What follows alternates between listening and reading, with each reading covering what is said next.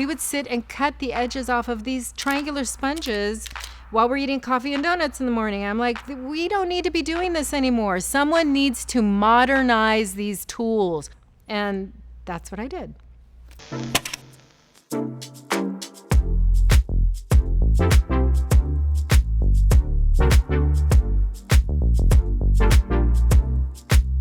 My name is Rea Ann Silva, creator, founder, and CEO of beautyblender. As a makeup artist, as a woman, as a founder, as a Latina, as, a person that came from very humble beginnings, you can only imagine the joy and the fullness of my heart when I walked into Sephora and my product was in the window the very first time I saw it. I don't think I've ever smiled bigger. It was like my dream catching up with my life. It was like this amazing out-of-body experience. My journey in makeup really started experimenting as a teenager. I would come home from school and no one would be there. I'd go through all my mom's drawers. So I would find little bits and pieces of makeup and I would try it on my face. And I kind of developed my own style. I met this girl who was a makeup artist, but she worked in productions.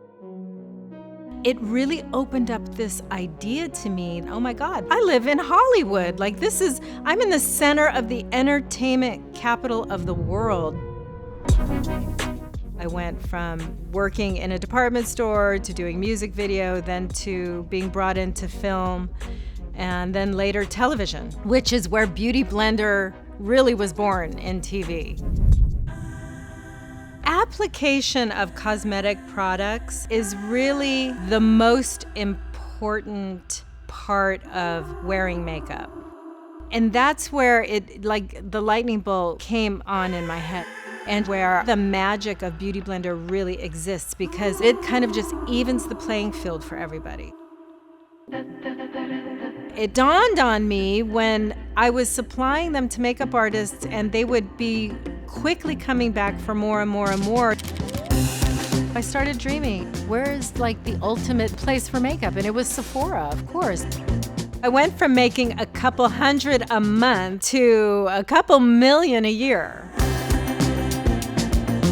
For me, being in Sephora is proof that what we do at beautyblender is top of the line. And to be at Sephora is the ultimate proof of working at your highest vibration.